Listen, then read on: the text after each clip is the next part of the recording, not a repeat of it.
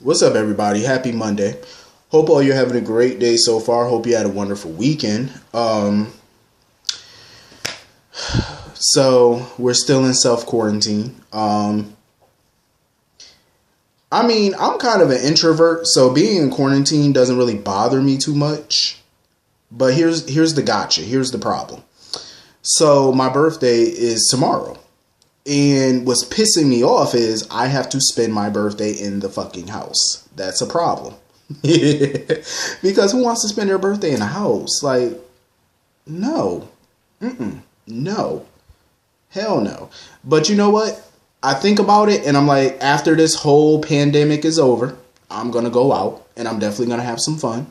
I'm trying to figure out what to do tomorrow because I might just buy me a couple of things tomorrow, like a couple of video games or something to keep myself busy and keep myself entertained.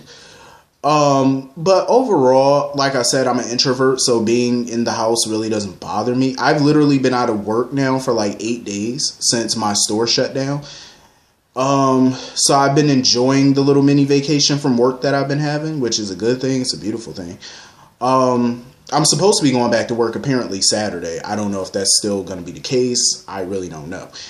Till I hear from the boss, I don't know.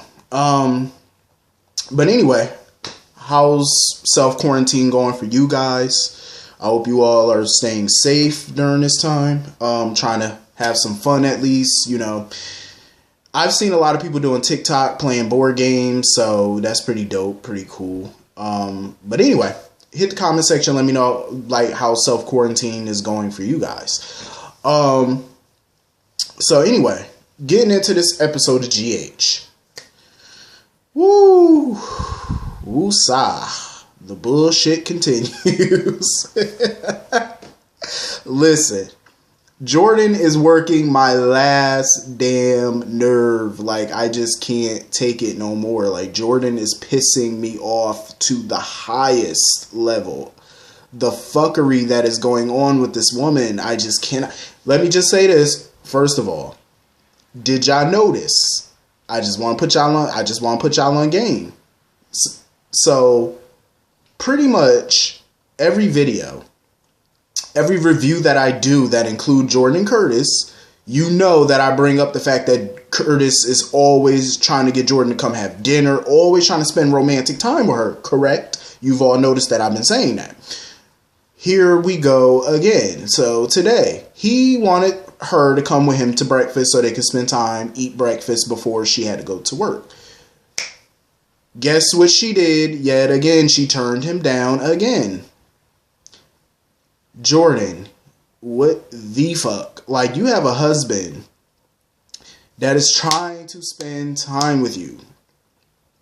Just the other day, he offered and told you to come have dinner with him at a new restaurant and you turned him down. He told you to come have breakfast with him this morning. You turned him down.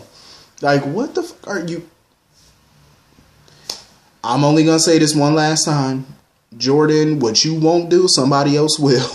And you already know Portia is right around the corner. You know she's here now, so you might, and you know him and Portia have a past. You might want to get on your wifely duties. I'm just saying, you got a lot of women out here now. You get on your goddamn job. I'm just saying, do your duty. I understand you're going through a lot with TJ being kidnapped, Cyrus Renault. I get it. But Curtis doesn't know all of this. He thinks that you're, just stressed from trying to put Cyrus away. He doesn't know all the other shit that you're doing. You know what I mean? So if you want to act as if everything is everything and not tell your husband the damn truth, then you might want to go out to dinner with him. You might want to go to breakfast with him and make him feel like everything is everything since you refuse to tell him the damn truth. Which is pissing me off even more. Because I'm like, y'all already have this policy where y'all are not supposed to tell each other lies. Y'all supposed to be completely honest with each other. Hell, all marriages should be honest. I'm just saying. That's how you keep a marriage. Communication, honesty, respect. That's how you keep a marriage a marriage. Am I wrong or am I right? I'm just saying. And you're sitting here keeping all these secrets from this man. And Curtis knows she hiding something. He feel it. He knows she holding back on something. So She's sitting there texting Harmony, talking about where the hell is my son? I did what Cyrus wanted. Give me my son or whatever. So Sam comes over. Of course, Jordan was not really happy to see Sam because she was hoping that it was Harmony. But you already know Harmony's not going to come near because she knows that Curtis is there. I'm pretty sure Harmony's sitting outside the building and she knows Curtis is there. So why would you think Harmony would show up? Knowing that your husband is still there. Duh. So anyway, she was very short and very snippy, very rude to Sam when Sam showed up, just having all types of attitude. And so Sam was, asking Curtis to come out to breakfast with her to pick his brain or whatever. So in reality, Sam wanted to meet up with Curtis because he really wanted to ask him, like, what's up with Jordan? Because Sam went over there to ask about updates on TJ because Molly is starting to get really scared about TJ and stuff because he's not contacting her at all. So, Jordan just keeps giving her the run around or whatever, talking about, he'll contact whenever he feel like it or whatever. I'll keep you updated, whatever. So Curtis pretty much told Sam, to kind of tell Molly to back off or whatever. Just let TJ have his space, back off, whatever. So Harmony shows up. And, of course, Jordan wants TJ. Jordan is so stupid. For a cop, you're just dumb. And you used to be DEA. And for somebody who used to be DEA and the current police commissioner, you're not all that damn bright. Like, you really thought that you were going to do one thing that Cyrus wanted you to do and he was just going to hand you TJ back on a silver platter? What fantasy island do you live on? That's not how the game works. That's not how the game go. Somebody like Cyrus, when they got you in their pocket and they know that they can get whatever they want out of you, that's what they're going to do. He's going to use you up until he does not need you anymore. And when he doesn't need you anymore, you're still not going to get TJ back because chances are he's either going to kill TJ or he's going to kill you, or for the hell of it, he's going to kill the both of you. What made you think TJ was coming home to you? What made you think Cyrus was going to give you back your kid? Like, what the fuck is wrong with you? That's not how this works. Come on now. You're a police commissioner. You should know this. Cyrus is a sociopath. That's not how he operates. He's not going to give you what you want because you did one thing for him. No, he's not going to give him back to you, period, no matter what you do. And I agree with Harmony. You're now officially a dirty damn cop. Yeah, you were being forced to do it or whatever, but you're a dirty cop. In my opinion, she was a dirty cop the minute she planted evidence to get him arrested. That made you a dirty cop. When you're undercover, your job is to find evidence, legitimate evidence to put the criminal away. She and Taggart did not do that. You planted evidence. That makes you dirty.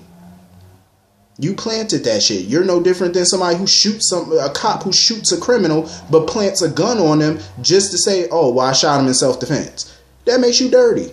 That's exactly what it makes you. You're officially dirty. You've been dirty the moment you planted that evidence, and now you're even more dirty. You sent officers and Mac away so he can get his drugs through Sonny's territory on the main road. That you're dirty. You're dirty for that. And you think that that was going to be it? No, you're sadly mistaken.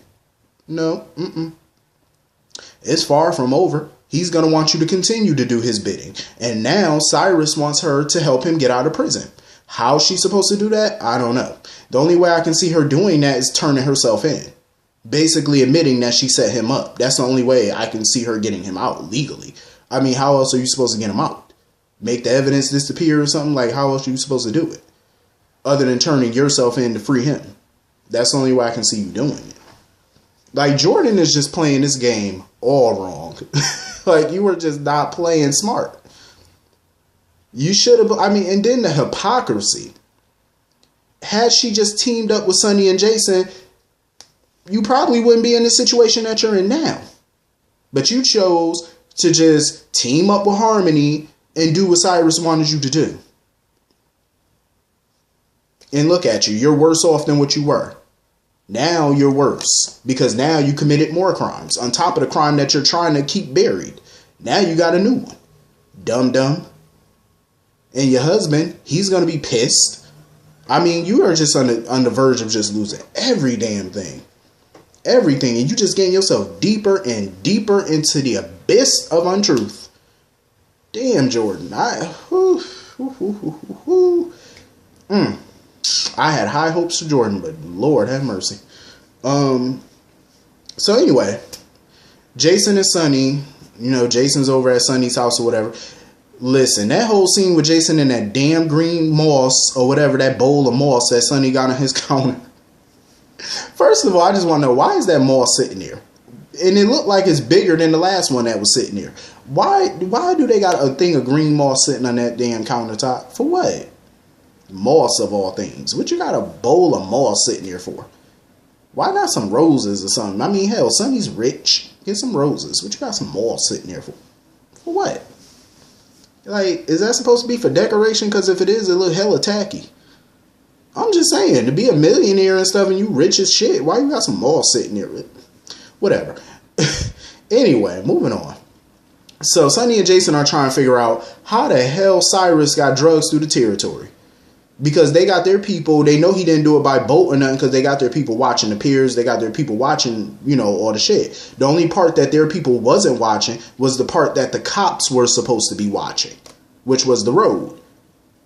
Through the main road or whatever. That's what the cops were supposed to be watching. So now Sonny and Jason are trying to wonder if they got a cop, if Cyrus has a cop on the payroll. Or he threatening a cop or whatever that got the other officers off that route for him to get the drugs through. So Jason basically got a phone call from one of his inside contacts that basically told him Jordan was the one who called the officers off of that route. That's how the drugs got in. So now they know. They know that Jordan was the reason why those drugs got in. And they also know, thanks to Sam, that TJ's off the grid. So now Jason and Sonny are pretty much putting 2 and 2 together. They know that Cyrus has TJ and he's using that as leverage against Jordan. But they also know that he already had leverage prior to taking TJ. They know that he already had leverage. So now they're just trying to figure out the other leverage too. And now Curtis is pissed because Curtis want to know what the hell going on. So, of course, Sonny and Jason go over there to confront Jordan about what's going on. And now she got Sonny and Jason in her face. And you got Curtis in your face. All three of them want to know, what the hell are you doing? What are you hiding? Like, what are you not telling people? There's just so much. And then she didn't even tell Jordan didn't even tell Curtis that Sam was looking for TJ. Or that she got his phone or whatever. She found his whereabouts through the phone or whatever. She didn't even tell him none of that. Like, Jordan has not been telling her husband shit. Like, at this point, I would not blame Curtis if he went off on her. Because you sit there and get mad at him if he's keeping secrets from you, but you're keeping the ultimate secrets from him. And you're keeping multiple secrets. Like, what the hell is wrong with you? Like, she just might as well turn in her badge when this is all said and done. I just don't see how Jordan is going to get out this situation unscathed. Either you're going to prison and losing your job, or you're going to manage to just lose your job and manage to escape prison. Or you're going to either die or something. Like, either way, you just fucked. Because either Cyrus is going to kill you, or you're going to go to prison, or you're going to lose your job. Any of those things can happen, or all those things can happen. Who knows? Like, I just don't see how she's going to get out of this totally unscathed. I just don't see it. Maybe she will find a way to wiggle out of all of this, but I don't know. So, anyway, moving on from that. Britt. As lovely as it is to see Britt, she's pissing me off as well. Like, I understand her mother is no saint. I get it. Like, your mother has pulled her fair share of shenanigans over the years. But to easily think that your mother would do all of this stuff, hire a gunman, try to kill Franco, try to kill Andre, try to, kill Drew or kill Drew. Like, you think she's capable of doing all of those things? I mean, granted, she is. But don't it sound a little fishy to you? Don't it sound a little too neatly wrapped up to you? And to try to kill her only friend of all things? Of all people? Come on now. And she just taking it at face value. Like, Franco, at the very least, is stopping to think about all of it. He's giving it some serious thought. Like, maybe she didn't do all of this. Like, she's swearing up and down she didn't. Maybe he want to take heed to it. But of course, when Peter shows up, he's still dribbling on about how people don't change, or maybe, Obrecht was just too broken to fix. Franco not really buying this bullshit, because he just seems to me like he's not buying it. He's not, I mean, a part of him might be, but majority of him is not buying it. So, of course, he might want to do a little bit more digging. Because Peter is just selling wolf tickets at this point. And some of them people are purchasing those tickets. So, anyway, moving on from that. I did like the Nicholas and Ava banter when they were having breakfast. And he basically tried to order for her, talking about, oh, she'll take a Bloody Mary, heavy on the vodka. Y'all gonna stop playing my girl like that. Y'all gonna stop treating Ava like she a lush. I mean, she is, but you know, you ain't gotta say it in public. All embarrassing. That shit was hilarious though. Sitting there watching the two of them just go back and forth is just hilarious to me. That's like the perfect odd married couple that I've ever seen. Like, seriously. So anyway, my boy Felix is back. Good to see him. Him and, Elizabeth are worried about Lucas. They're trying to figure out, what's going on with Lucas because he's worked pretty much back-to-back shifts. So he's been working 24 hours straight.